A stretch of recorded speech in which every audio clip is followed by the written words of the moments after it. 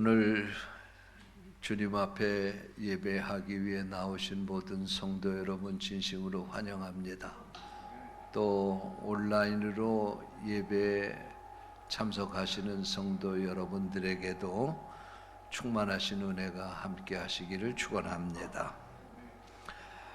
오늘 읽은 본문 말씀 25절에 보면 수많은 무리가 예수님을 따랐다고 전하고 있습니다. 이 수많은 무리는 과연 어떤 사람들이었을까? 대략 이 네 종류의 사람들이 이 수많은 무리 가운데 있었지 않았겠나 그런 생각을 합니다. 첫 번째로는 구경꾼들이 있었을 것입니다. 예수님이 가시는 곳마다 기사와 표적이 일어나니까 그거 구경하려고 다닌 사람들이 있었을 것입니다. 두 번째로는 갖가지 많은 문제를 가지고 그 문제를 해결받기 위해서 예수님을 따랐던 많은 무리들이 있었을 것입니다. 예수님이 가시면 어떤 병에 걸렸든지 고침을 받았습니다. 귀신이 쫓겨났습니다. 예수님이 가시는 곳에 갖가지 기적이 일어났습니다. 어떠한 문제든지 예수님 만나면 해결받았습니다. 그래서 문제를 가지고 예수님을 따랐던 사람들이 있었을 것이고, 세 번째로는 예수님의 하시는 이 모든 것들을 사사건건이 시비 걸고 책 잡기 위해서 쫓아다닌 서기관들과 바리새인들이 있었을 것입니다. 그리고 네 번째로는 예수 그리스도를 하나님의 아들이요 우리를 구원하기 위해서 이 세상에 오신 구세주라고 믿는 무리들이 예수님을 따른 줄로 믿습니다. 이런 사람들이 이렇게 예수님 가시는 곳마다 수많은 사람들이 쫓아다녔다. 근데 사실 2000년이 지났지만 오늘날 교회도 보면은 교회 다니는 사람들이 다 똑같은 사람들이 아닙니다. 적어도 교회는 이 세 종류의 사람이 있습니다. 첫 번째로는 교인이 있습니다. 교회에 등록하고 주일날 또는 예배 시간에 교회에 와서 예배드리고 돌아가는 사람들이죠. 구원의 확신도 없고 주를 위해서 희생이나 헌신할 자세도 돼 있지 않은, 그저 교회에 왔다 갔다 하는 형식적으로 교회에 다니는 그런 사람들이 있습니다. 이 사람들은 구원 못 받은 사람들입니다. 교회는 다니지만. 왜? 예수 그리스도가 우리의 구주라고 하는 것을 믿고 고백할 수 있는 믿음이 있어야 구원받는 거 아닙니까?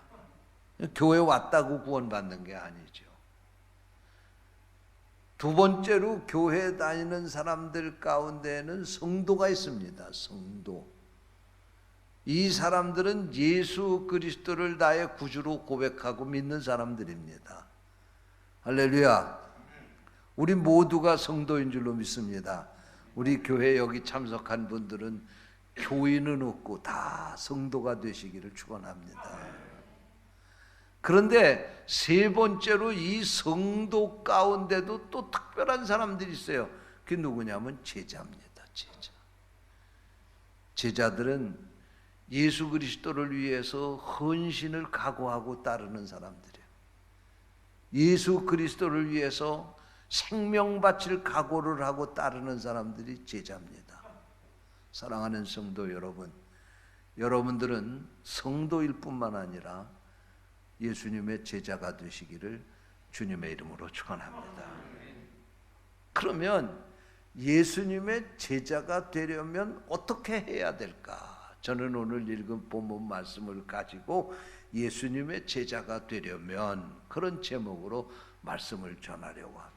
성령께서 이 말씀을 듣는 우리를 깨우쳐 주시기를 원합니다. 첫째로 예수님의 제자가 되려면 삶의 우선순위가 바르게 세워져야 합니다.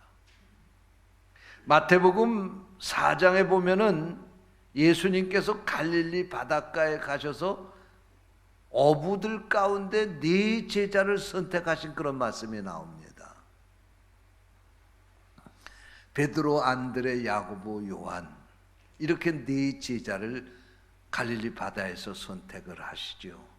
예수님이 그 제자들을 선택을 하시면서 나를 따라오너라 내가 너희로 사람 낚는 어부가 되게 하리라 말씀을 하시니까 이 제자들이 예수님을 따라서 제자가 됐다. 마태는 이 사실을 기록을 하면서 이 제자들이 예수님의 부르심 앞에 어떻게 응답했는지를 이렇게 기록하고 있습니다. 베드로와 안드레는 그물을 버려두고 예수를 따랐다.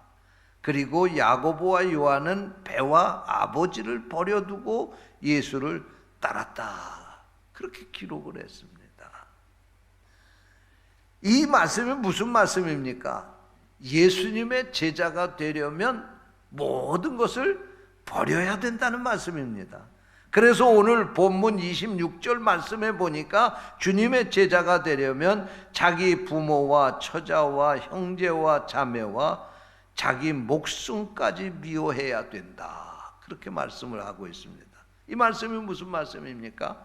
주님의 제자가 되려면 가족이나 자신까지도 미워해야 된다. 이 말씀은 예수 믿고 제자가 됐으니까 처하고 이혼도 하고 가족도 버리고 친척도 버리고 다 모든 거 다 버리고 예수님을 따르라는 그런 말씀이 아니에요.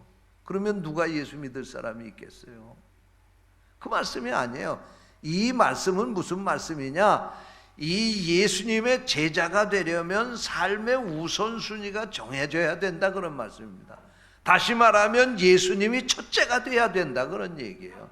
예수님의 제자가 되었는데 예수님이 첫째가 아니고 예수님의 제자임에도 불구하고 아직도 내 부모, 내 형제, 내 자매, 내 가족 그것을 생각하고 그것을 우선으로 생각하는 사람은 예수님의 제자가 될 수 없다 그런 말씀입니다. 우선순위에 주님이 있어야 된다 그런 말씀입니다. 예수님보다도 더 귀한 것이 있어서는 안 된다 그런 말씀입니다. 믿으시기 바랍니다. 우리가 찬송 부르는 94장 찬송가 가사가 그런 가사 아닙니까? 주 예수보다도 귀한 것은 없네. 이 세상 부귀와 바꿀 수 없네. 주 예수보다도 귀한 것은 없네. 예수밖에는 없네. 이것이 여러분의 신앙 고백이 될 수 있기를 축원합니다. 이게 바로 예수님의 제자가 된 증거입니다. 여러분, 제자는 교회에 열심히 출석하는 사람이 아닙니다. 헌금을 많이 하는 사람이 아닙니다. 봉사를 많이 하는 사람이 아닙니다. 물론 이런 것들도 제자에 필요한 조건일 수 있습니다. 그러나 진정한 제자는 세상에 무엇보다도 주님을 가장 사랑하는 사람, 그 삶의 우선순위에 예수님을 두고 사는 사람, 그가 제자가 됐다 그런 말씀입니다. 할렐루야. 예? 여러분, 우리가 예수를 믿고 믿음 안에 살면서도 아직도 세상에 한 발을 디디고 또 한 발은 교회에 디디고 어느 때는 필요에 따라서 세상 쪽에 기울고 어느 때는 교회에 기울고 이런 식으로 왔다 갔다 하는 그런 식의 신앙생활로는 예수님의 제자가 됐다고 말할 수 없습니다. 고사성어 가운데 동가숙 서가식이라고 하는 고사성어가 있습니다. 동가숙이라고 하는 말은 동쪽 집에 가서 자고, 서가식이란 말은 서쪽 집에 가서 밥 먹는다 그런 뜻입니다. 이 고사성어가 만들어진 이야기가 있습니다. 뭐 지금은 결혼을 하게 될 때 연애해서 결혼 대부분이 하지만 옛날에는 중매 결혼하지 않았습니까? 우리 부모님들 시대에는요, 결혼을 하면서도 신랑 색시가 얼굴도 한번 못 보고 결혼한 경우도 많다고 그래요. 그냥 부모가 짝지어주면 한 거죠. 참 근데 희한한 거는요, 자기가 좋아서 결혼하는 이 시대에는 이혼하는 사람이 많은데, 예? 알지도 못하고 얼굴도 안 보고 결혼한 그 시대에는 이혼한 사람들이 많지 않았어요. 그 참 이상해. 그 어떻게 된 게 그런 건지. 예? 자기가 결혼하는 것보다 부모가 선택해 주는 게 더 확실하다는 이야기죠. 옛날에 부모들이 선택을 해주게 될 때에는요, 뭐 얼굴 보고 무슨 뭐 교제해보고 그러고 선택 안 했어요. 양가의 그 집안이 어떤가, 그 부모님들이 어떻게 사셨나, 그것 보고 그 집안의 딸이면 괜찮겠다, 그 집안의 아들이면 사익감 괜찮겠다, 그래가지고 짝지어서 결혼한 거 아니에요. 그러니까 결혼을 하고도 별 문제가 없는 거예요. 근데 요즘에 사람들은 그렇게 안 하잖아요. 그냥 저희들끼리 보고 좋으면 그냥 교제하고 그리고 결혼을 하니까, 이 살아보니까 말이야, 이 사람이 그게 옛날 말에 시도덕은 없다고요. 그게 부모가 시원찮은데 좋은 자식이 나올 리가 없는 거예요. 어쨌든 옛날에 그렇게 결혼을 하는 그 시대에 말이에요, 딸 가진 부모에게 중매가 들어왔어요. 신랑감이 둘이 중매가 들어왔는데, 하나는 생기기는 잘 생겼는데 너무 가난한 거예요, 집안이. 그리고 또 한 신랑감은 재산은 많은 부잣집의 아들인데 생기기가 정말 못생긴 거예요. 그래서 딸에게 물었습니다. 얘야, 저 동쪽에 있는 동쪽에 사는 저 집에 신랑감은 생기기는 잘생겼는데 가진 게 없는 가난한 집안이야. 그런데 저 서쪽에 있는 저 신랑감은 생긴 거는 좀 못생겼는데 재산이 많은 부잣집이야. 너 어느 쪽으로 시집갈래? 그랬더니 그 딸이 이렇게 대답했다는 거예요. 동가숙 서가식 하겠습니다. 예? 동쪽에 가서 잘생긴 신랑, 가난하지만 잘생긴 신랑하고 자고, 예? 서쪽에 부잣집 못생겼지만 부잣집에 가서 밥 먹고, 그렇게 할 수 없습니까? 그렇게 했다는 얘기예요. 여러분, 그렇게 결혼해서 살 사람이 어디 있겠어요? 선택해야죠. 동쪽이든 서쪽이든 해야지. 이리 갈까 저리 갈까, 그리고 결혼할 수는 없는 거 아니에요. 여러분, 신앙생활도 마찬가지예요.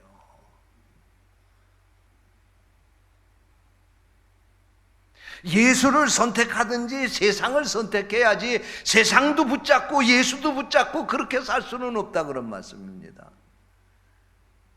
여러분, 이 삶의 우선순위가 확실하게 세워진 사람이 예수님의 제자가 될 수 있는 거예요.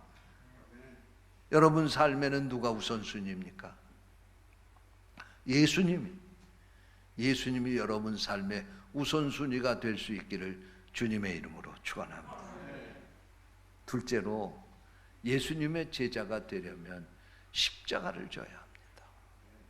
오늘 읽은 본문 27절 말씀해 보니까 누구든지 자기 십자가를 지고 나를 따르지 않는 자도 능히 내 제자가 되지 못하리라, 이렇게 말씀하셨어요.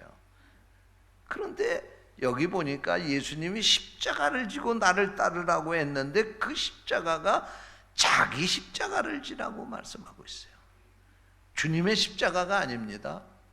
자기 십자가입니다. 내 십자가입니다. 주님이 내게 맡겨주신 십자가가 있다, 그런 말씀입니다. 우리는 예수를 믿고 믿음 안에 살면서 무슨 일을 맡아서 감당을 하게 될 때 어려운 일 감당을 하는 것, 그것이 십자가라고 말을 하면서 그게 내게 아니고 주님 거 내가 대신하는 거다, 그렇게 생각을 해요. 천만의 말씀입니다. 주님이 내게 지어주신 십자가가 있는 거예요. 여러분이 맡은 그 직분, 그거 주님께 아니고 여러분 거예요.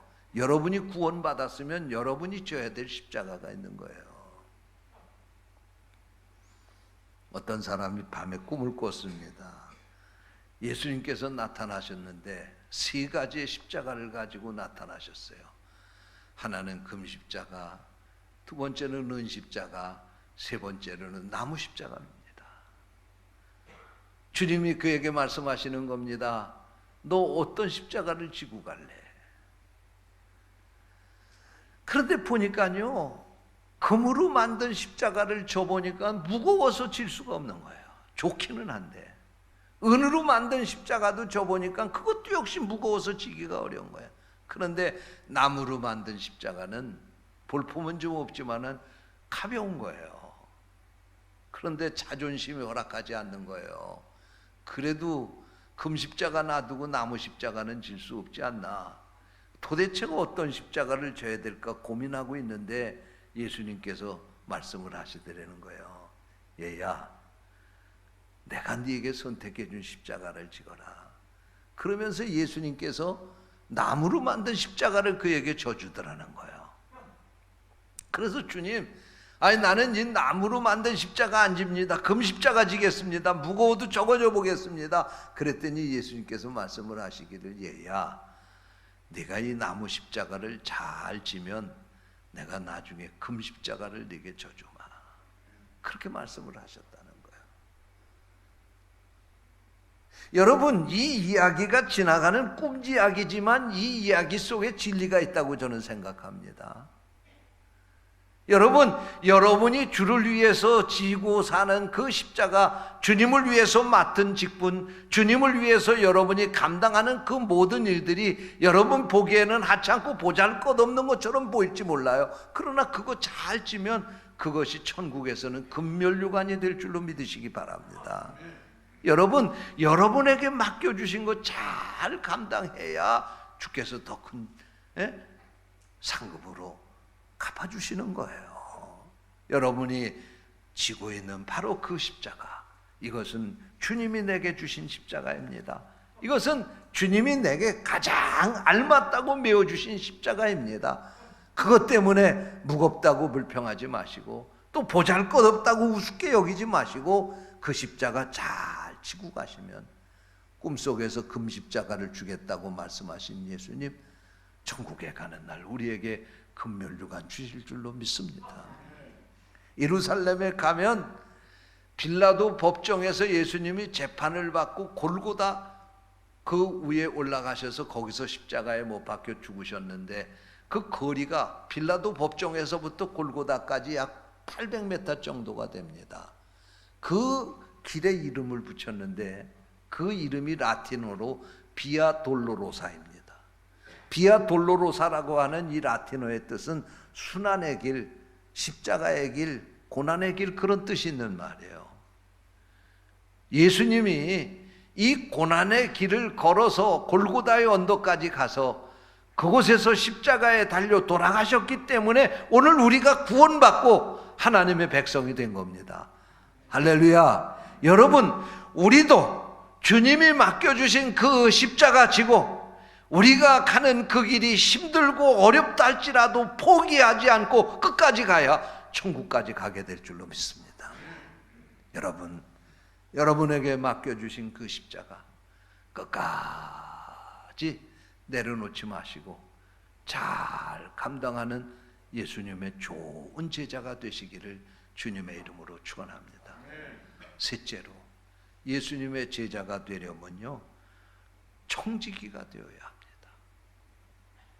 오늘 읽은 본문 33절 말씀에 보면 누구든지 자기의 모든 소유를 버리지 아니하면 능히 내 제자가 될 수 없다고 그렇게 말씀을 하십니다. 여기서 모든 소유를 버린다고 하는 말이 무슨 말입니까? 자기의 재산이 하나도 없어야 된다는 말입니다. 여기서 버리라고 하는 말은 소유권을 포기하라 그런 뜻입니다.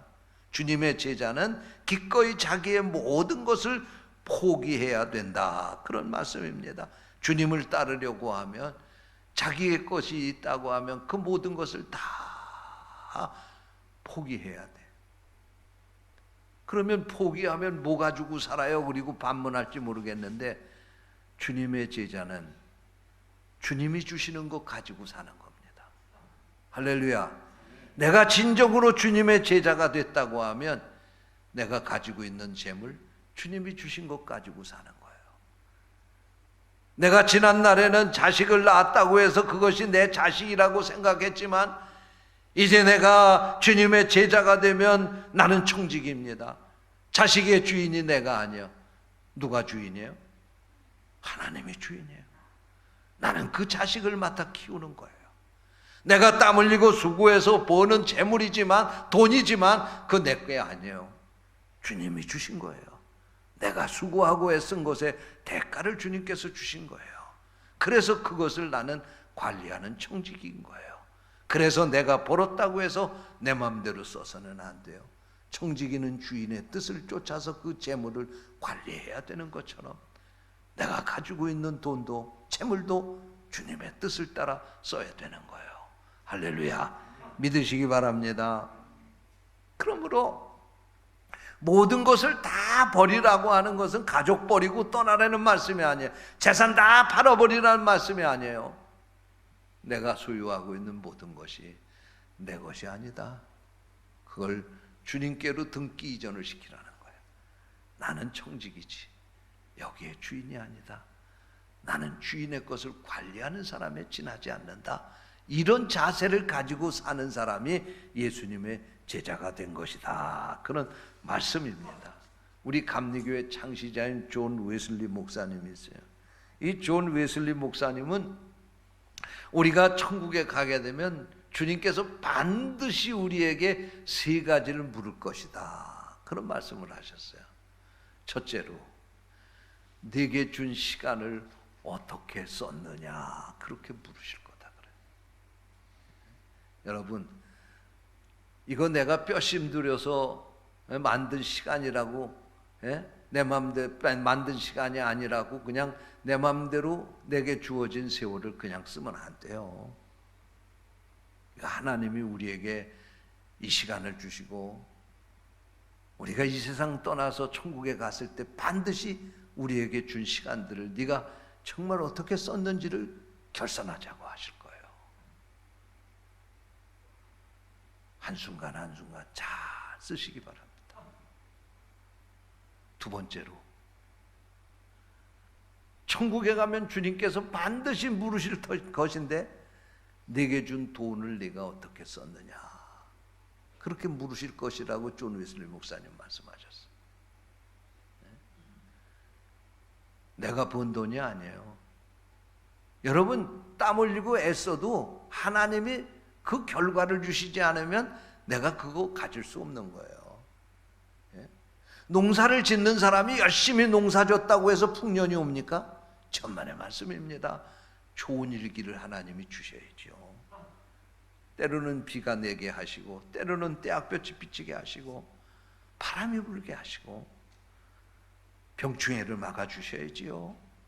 그래야지만 좋은 결실을 거둘 수가 있는 거예요.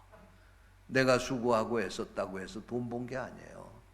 내가 수고하고 애썼지만 하나님이 그 일에 결실을 거두게 하셔서 돈이 내게 돌아온 거예요. 그러므로 그 돈 내가 좋은 대로 내 마음대로 쓰면 안 돼요. 하나님의 뜻을 쫓아서 하나님의 영광을 위해서 사용할 수 있게 되시기를 축원합니다. 셋째로, 웨슬리 목사님 그랬어요. 천국에 가면 반드시 우리에게 물을 것인데 네 자식을 어떻게 키웠느냐, 그걸 물으실 거라고 그랬어요. 내가 낳았다고 해서 그냥 내 자식이고 그게 아니에요. 그건 우리는 청직이에요. 하나님이 주신 자식을 내가 맡아서 키우는 거예요. 잘 키워야 돼요. 믿음 안에서 바르게 키워야 돼요. 그래야 천국 가서 주님 앞에 제가 자식 이렇게 키웠습니다, 그리고 결산할 거 아니겠습니까? 천국 가서 좋은 결산하는 성도들 되시기를 주님의 이름으로 축원합니다.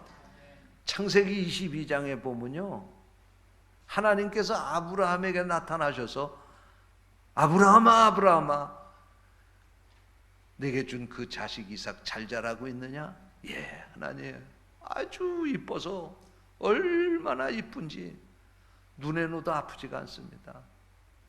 하나님 감사합니다. 그랬더니 하나님께서 청천벽력 같은 말씀을 아브라함에게 하시는 거예요. 네 자식 이삭을 데리고 저 모리아산으로 가서 거기서 그 이삭을 잡아서 내게 번제로 제사를 드려라. 그렇게 말씀을 하시는 거예요. 여러분, 번제라고 하는 제사는요, 짐승의 각을 떠가지고, 짐승을 죽여서 각을 떠가지고 창자를 다 빼내고 그 짐승의 그 몸통을 번제단 위에 올려놓고 나무 위에 올려놓고 불태워서 하나님 앞에 드리는 제사가 번제입니다. 하나님이 아브라함에게 이삭을 그렇게 제사로 바치라는 거예요. 여러분은 어떻게 이 하나님의 명령에 순종할 수 있겠습니까? 보통 사람 같으면 아브라함한테 보통 사람이라고 하면은 하나님께 그렇게 얘기했을 거예요. 하나님이 정말 그러시는 법이 어디 있습니까? 언제는 주시고 언제는 잡아서 나한테 달라고 하시는 그 하나님이 진짜 인격을 가지신 하나님입니까? 그러고 반문할 거예요. 하나님, 이삭을 데려가려면 차라리 나를 데려가시오. 나 이삭을 못 바칩니다. 그러지 않았겠어요? 그런데 아브라함은요, 하나님의 명령 앞에 아무 말도 안 하고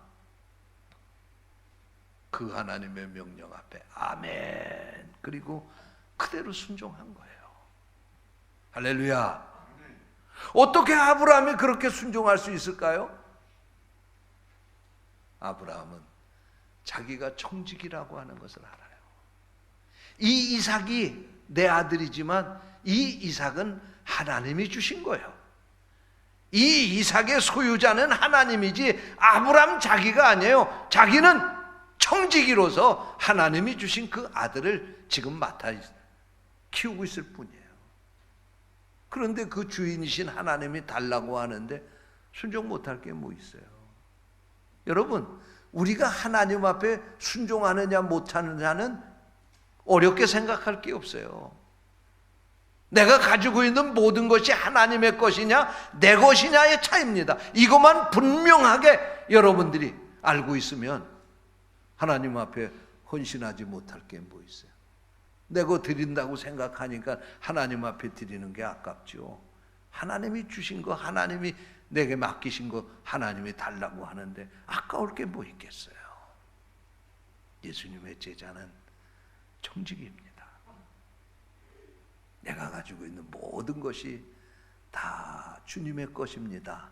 이런 고백을 할 수 있는 이 사람이 예수님의 제자인 거예요.